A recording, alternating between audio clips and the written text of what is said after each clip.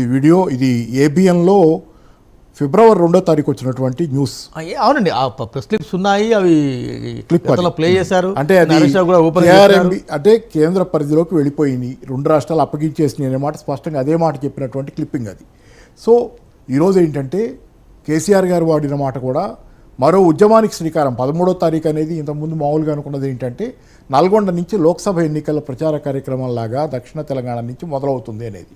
కానీ ఇది లోక్సభ ఎన్నికల ప్రచారం కాదు, ఒక తెలంగాణ హక్కుల పరిరక్షణ, ఏదైతే నీళ్లు నిధులు నియామకాలు కేంద్రంగా జరిగినటువంటి ఉద్యమంలో ఈరోజు నీళ్లు ఏదైతే కీలకమైందో, ఆ మూడిట్లో కూడా కీలకమైనటువంటి నీళ్లు ఏ విషయంలో అన్యాయం అయితే తెలంగాణ ఉద్యమానికి దారితీసిందో ఆ నీళ్ల విషయంలో ఈరోజు మళ్ళీ అంటే ఒక రకంగా చెప్పాలంటే అది ఇంకో రకంగా కూడా వస్తుంది, రెడ్ వచ్చి మొదలై అంటారు కదా, అట్లా కాకపోతే ఏంటంటే ఇప్పుడు మళ్ళీ మొదటి నుంచి ఉద్యమం తీసుకొని ఆ నీళ్ల కోసం మళ్ళీ అంటే భౌగోళికంగా తెలంగాణ ఉంది, కానీ ఇక్కడ మళ్ళీ ఆ భౌగోళిక తెలంగాణలో కోల్పోతున్న సార్వభౌమాధికార హక్కులు. ఎందుకంటే కేసీఆర్ గారు కూడా పాయింట్అవుట్ చేశారు, ఇవాళ మనం ఆ ప్రాజెక్టుకి సున్నం వేసుకోవాలన్నా మనం కేంద్ర పర్మిషన్ అడగాలి, మనం చిన్నది ఆ ప్రాజెక్టు మీదకి మన వాళ్ళు వెళ్ళాలన్నా కానీ కేంద్ర పర్మిషన్ అడగాలని చెప్పనేది. అంటే ఒక రకంగా ఒక దేశానికి సార్వభౌమాధికారం ఎంత ఇంపార్టెంటో ఒక రాష్ట్రం తాలూకు ఈ హక్కు పోగొట్టడం కూడా దానికి ఉన్నటువంటి బేసిక్ రైట్, రాష్ట్రం అనేది అస్తిత్వంలో ఉండటం తాలూకు కనీస హక్కు ఏంటంటే దాని పరిధిలో ఉన్నటువంటి ప్రాజెక్టులో ఇతరత్ర సంపద, దాని మీద ఉండే హక్కు, ఆ హక్కుని ఈరోజు కోల్పోవడం తెలంగాణ అంటే పేరుకు తెలంగాణ ఉన్నట్లు కానీ తెలంగాణలో సారం పీల్చేయబడ్డట్టు పరిస్థితి. కాబట్టి కేసీఆర్ గారు వాడిన మాట కూడా ఇది పోరాటం వల్ల ఇంకోటి ఉద్యమం అన్నారు. ఉద్యమం అనేది మళ్ళీ మన తెలంగాణ ఉద్యమాన్ని గుర్తు చేసేది, నిజంగా ఉద్యమ రూపం తీసుకునే పరిస్థితిని కాంగ్రెస్ పార్టీ తెచ్చిపెట్టింది. వాళ్ళకి తెలియలేదన్నారు కేసీఆర్ గారు, కానీ నాకు కనపడుతుంది ఏంటంటే తెలిసే చేశారా అనే సందేహాలు వచ్చే విధంగా వీళ్ళ మాటలు కానీ వీళ్ళ చేతలు కానీ. కానీ తెలివి లేక కాదేమో బహుశా, అంటే కేసీఆర్ గారు పాపం సాఫ్ట్గా చెప్పాలి 100 రోజుల కోసం వెయిట్ చేస్తున్నారేమో ఆయన. కానీ నిజానికి ఏంటంటే ఇప్పుడు ఈరోజు జరుగుతున్న పరిణామాలు చూసుకుంటే కనుక తెలియపోవటానికి దానిలో ఏముంది, మీకు స్పష్టంగా జనవరి 17వ తారీఖు సమావేశం మినిట్స్లో ఆ రోజే వచ్చింది వార్త. అంటే అప్పటికైనా మేల్కోవాలి కదా. ఫిబ్రవరి 1వ తారీఖు మళ్ళీ సమావేశం జరిగి దాని మినిట్స్లో కూడా మళ్ళీ అయిపోయి పూర్తిగా సరెండర్ అయిపోయిందాక మేలుకోకుండా ఇప్పుడు ఇంకా అబద్ధాలు. మొన్న బీఆర్ఎస్ ఎంపీలు వాళ్ళు కలిసినట్టున్నారు, కేంద్ర జలవనరుల మంత్రిని కలిసి అడిగినట్లున్నారు, ఇప్పటికైనా దాన్ని కొంచెం రివ్యూ చేయండి మళ్ళీ అని చెప్పి అడిగితే అయిపోయిందని ఇంకా మేమేం చేయగలం అని చెప్పి ఆయన చెప్పినటువంటి పరిస్థితి.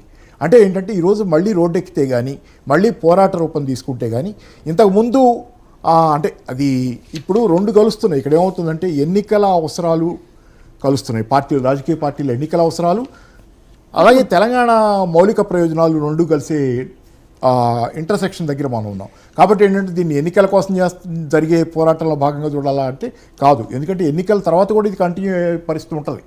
ఎందుకంటే తెలంగాణ అవసరాలు ప్రాథమికంగా దెబ్బతింటున్నప్పుడు ఇది ఎన్నికలతోనే ఆగదు. ఎన్నికల తర్వాత కూడా ఆ లోపు కనుక దానికి ఏదో పరిష్కారం రాకపోయేటట్లయితే కనుక ఎన్నికల తర్వాత కూడా ఈ పోరాటం కొనసాగే అవకాశం ఉంటుంది. కాబట్టి ఒక దీర్ఘకాలిక పోరాటం, దానిలో ఒక మైలురాయిగా మళ్ళీ రాబోయే లోక్సభ ఎన్నికలు ఉండబోతున్నాయి.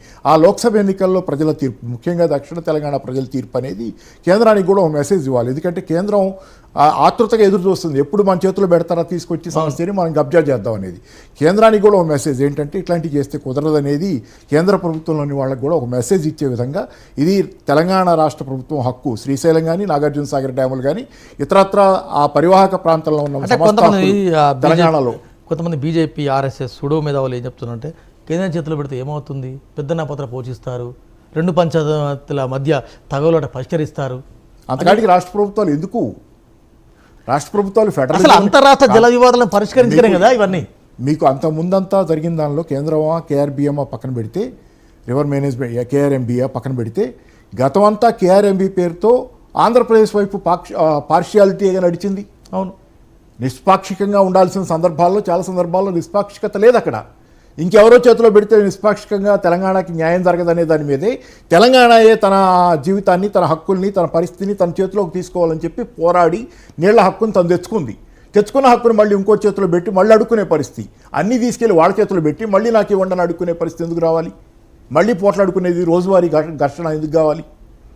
మీకు హక్కులు సాధించుకున్నారు, ఈ నీళ్ల మీద మీ హక్కులు వచ్చినాయి. వచ్చిన తర్వాత మీరు ఇప్పుడు